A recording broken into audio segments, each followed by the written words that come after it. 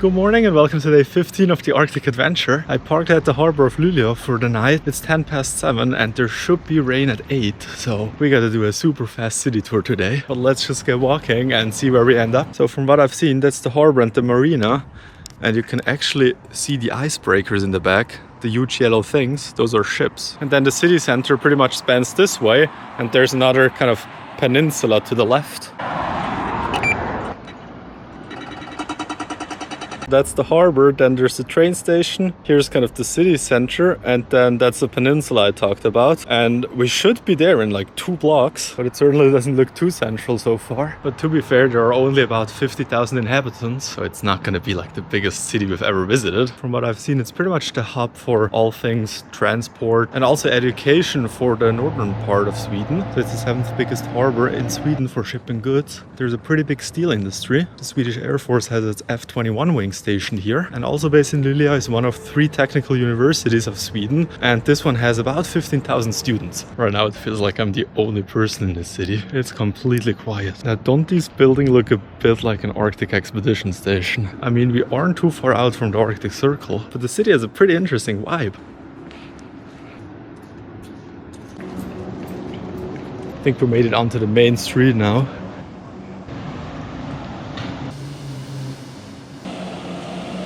Well, and the rain starts. That was so fast though, it's only been like 12 minutes. According to the weather app, it should have only started at 8. And it looks to be a hefty one. But let's make use of the little roofs then. Those are cute. Well, we're back on the road, and isn't there like one of those in every single city called a social bar or club or cafe? And it always has the same branding. So that's one side of the water. And then I was actually talking about going this way, but I think it's better to our left. So let's check out the park. 1621, I've read that that's the founding date. So this guy must be the founder of Luleå. Now I bet they serve gigantic breakfast at this hotel. I'm sorry, apparently I have too much food content and thoughts in my videos, but that's just who I am. It's like the park of the future. 5 different recycling bins. Then there's a robot mower in the back. And then check out this playground. I don't think I've ever seen one this cool. Well, finally there's no kids so I can film. I mean, not that I wouldn't be allowed around them, but yeah, I'm just not filming them. Isn't that sick? It's just a little birdie. I wonder if I can go in there. Or should I try out this spinny flower petal? That's so nicely built. Oh, and over there there's like an open space stage. And some free toilets. This is fantastic. Those horses are stuck in the sand and barely see their legs. Also, it still feels a bit weird filming a children's playground, even though there's no one here. I'm sure that would be a tremendous church, and there's just one grave.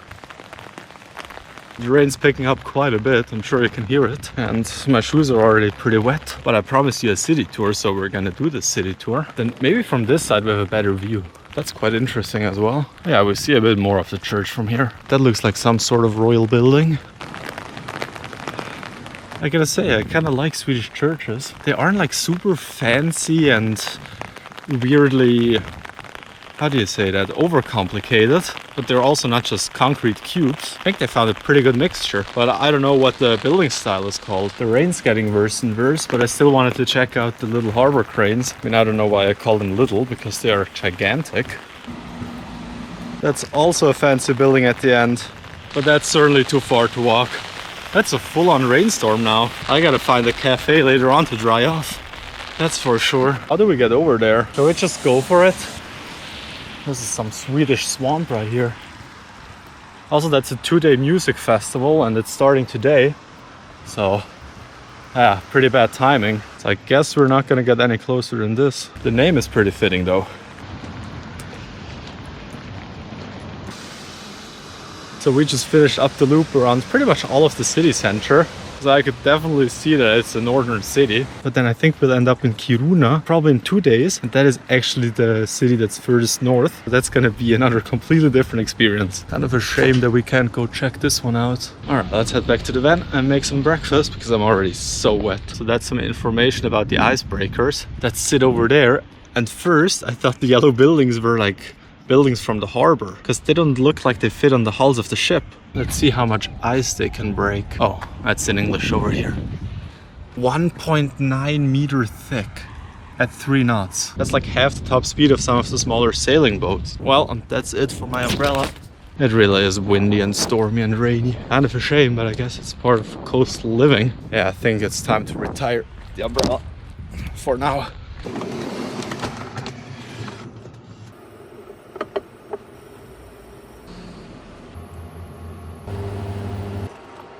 Breakfast is done. Got a coffee and orange plum juice mixture, which looks really gross. Yogurt with the blueberries we picked. Then I mismatched my 2 baguettes, so this one is floor and floor.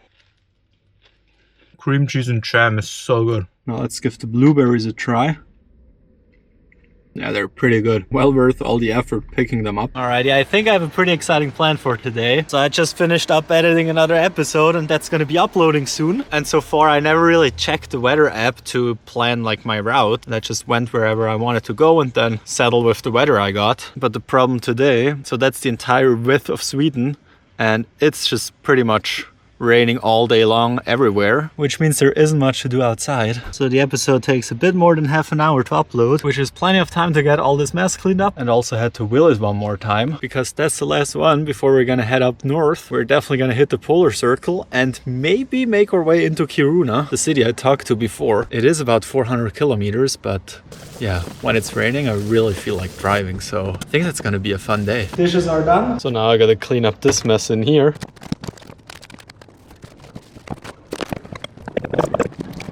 Now that's looking much better. Yeah, it's so slow, still 34 minutes left.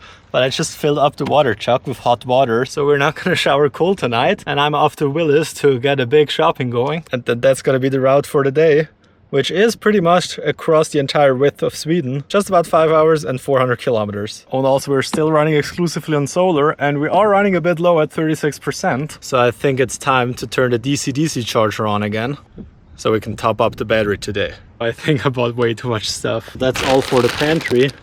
And yeah, I don't even know where to begin. There's coffee, pasta, trash bags, just kind of some granola, chips. And for the fridge, some veggies. I've heard we gotta try those out.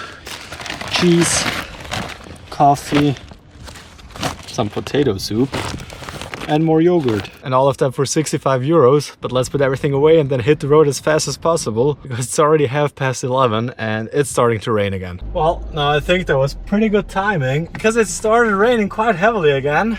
And now it's just really cozy to get on the road. I did manage to fit everything in the fridge. I mean, I would have bought way more if I had a bigger one. Now it's for sure gonna be a long day on the road today. So I also bought some iced coffees.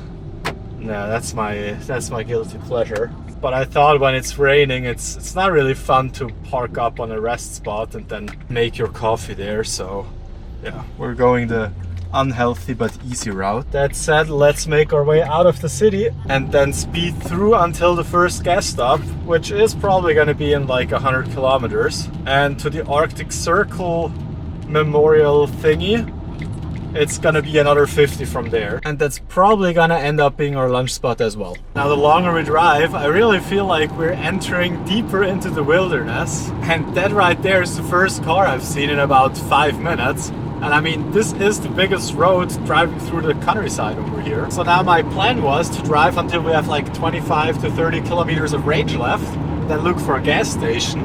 But I thought I'm just gonna double check on Google Maps. Really good thing I did that, otherwise we might have gotten stuck. Now in 6 kilometers, there's the last gas station for I think about 90 kilometers, which is pretty insane to me, especially since the van only has about 240 kilometers of range. I think I'm gonna fill up one of the two 10-liter trucks I have on the roof, and I'm not planning on using that to fill up the van, but just in case, I have some reserve. But from now on, I'm definitely gonna plan every stop ahead, or at least the gas stops. Also, the weather is kind of shifting quite a bit. There were some dry moments, but now it's raining again. But the atmosphere on those long roads is just so cool, and you really feel like you're the only person on the planet right now.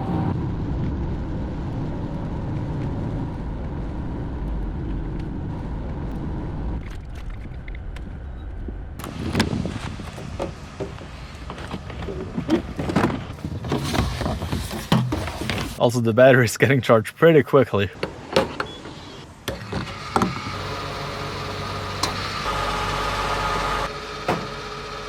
Van is fueled up, but I sure am not. I'm so hungry, and there was this Thai food truck and it smells so good from it. I couldn't take a break already. We do have 70 kilometers left to the polar circle, and I really gotta get that done. And I kind of thought we were gonna wait for the Arctic Circle so I can eat my kanelbullar, but I'm getting too hungry. Yeah, again, it's store-bought from yesterday, so it's not gonna be the freshest one. It's a good taste. I think it can compete with the one in Umeå, but I'm definitely gonna have to find some sort of local bakery at some point and buy some fresh and steamy ones, because that's not the standard, I guess. Alright, let's see if we can find the Arctic. Now the rain just won't stop, but I am kind of hopeful that at least this way there's not going to be too many people stopping. But I don't know, at the same time I can't get out the big camera to take photos. Maybe I'll wait and hope for the rain to stop. Also, I really gotta go pee. It's gonna be like a polar pit stop, you know, like a pit stop. That was horrible. Now we only have 2 kilometers left and I'm getting so excited. I mean, it definitely isn't the final destination of this trip, but still a pretty significant one, I would say. After all, I've always talked about the Arctic van and the Arctic adventure, so it definitely is about time we find the Arctic. And this guy must be pretty happy to be back as well. But here's already the exit, so we better not miss that.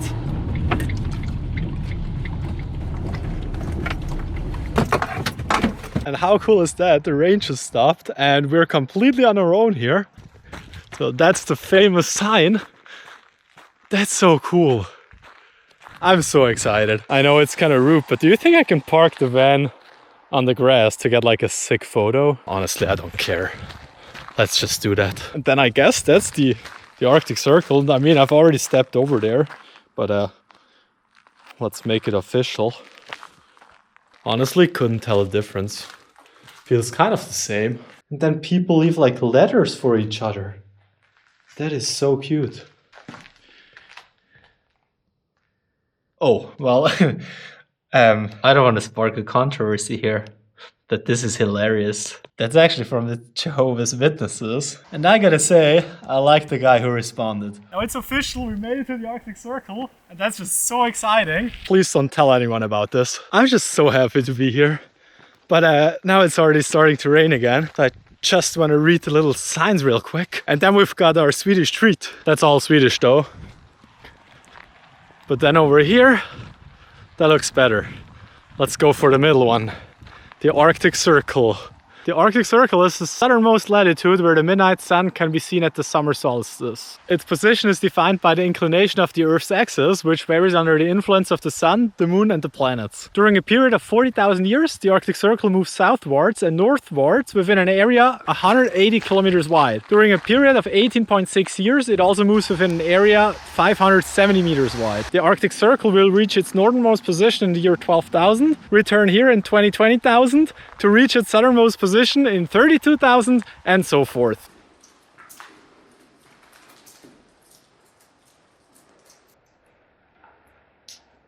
I'm sure you'll remember the kebab pizza, and this is another food suggestion from Sector. I'm already gonna thank you because it looks really good. So apparently that's like the snack that everyone gives their kids when they go on a hike, and it's called a manna frutti, and they were discounted if you take 5, so I've got 4 more in my fridge. So yeah, it's like a semolina pudding. This looks really good. I love this kind of stuff. And then you have a little strawberry sauce compartment. Then you flip it, I guess you flip it over, right?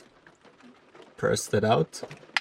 Well, that's a lot of jelly. I got it in all sorts of flavors.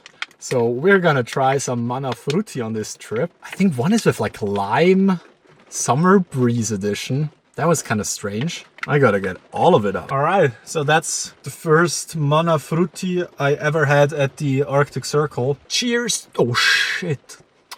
That was so obvious. I just fed my van manna frutti as well. No, not mamma frutti, manna. Manna frutti. Mama frutti.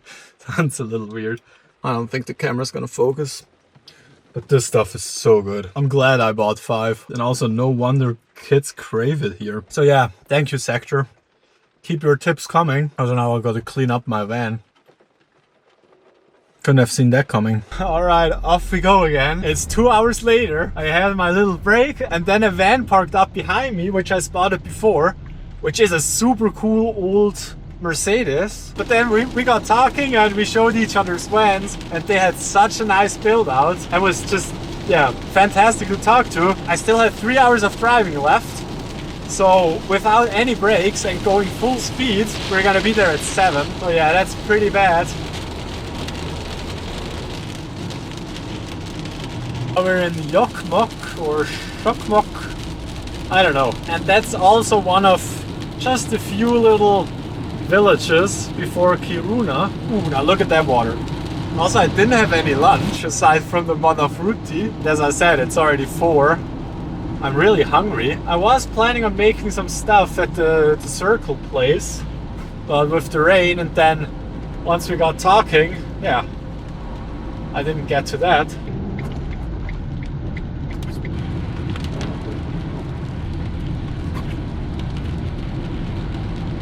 Let's see if we can find something quick to eat at the store. Should we go Ica or Coop? Let's say Ica. Pretty happy with that purchase. Usually I'm not a fan of those salad bars, but I thought it was super reasonably priced. I did get a kilo of food, so it's gonna be lunch and dinner, but it was only like 11 bucks and I got all super heavy and dense and expensive stuff. Falafels, avocado, cheese, I don't know what else is in there. Yeah, tzatziki. Well, it's a hot mess. There's some pasta base, so yeah. It gives me energy. And there's lentils and cucumbers in the bottom. I think this is a pretty balanced meal. Finally. Alright, now that quick stop was definitely needed.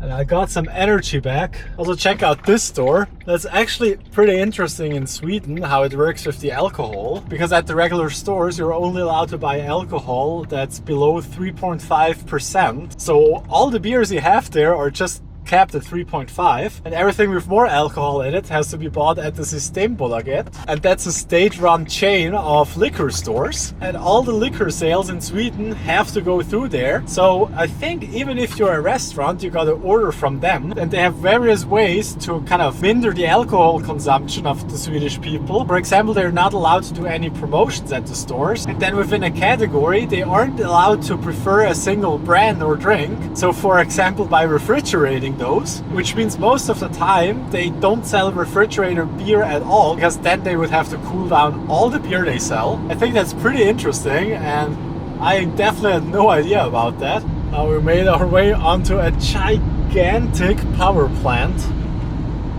This is crazy, and I have no clue what that all is, but it looks pretty complicated. Also, we're just about to hit a pretty neat number on the odometer. There we go.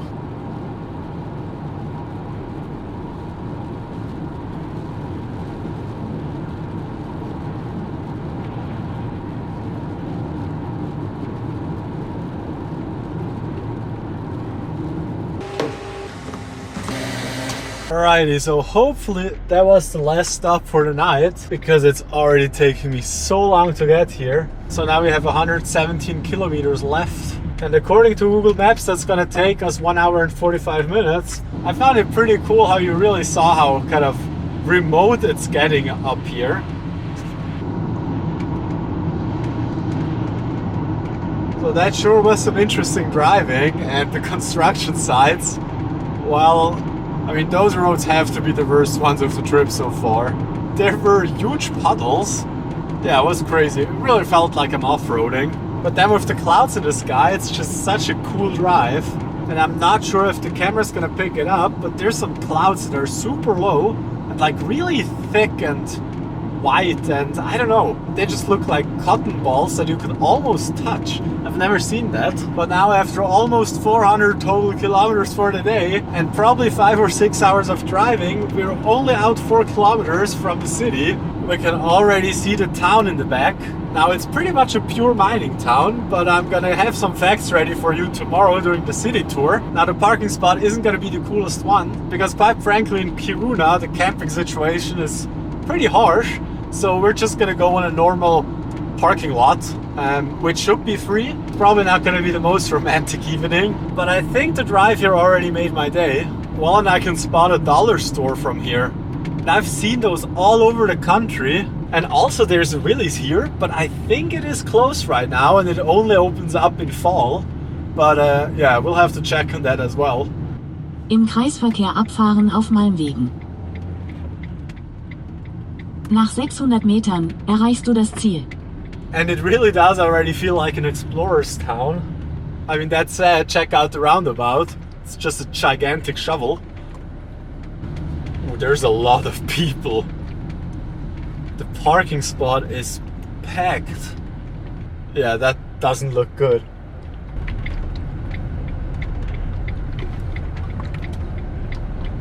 Then I think somewhere in the back there should be more spots.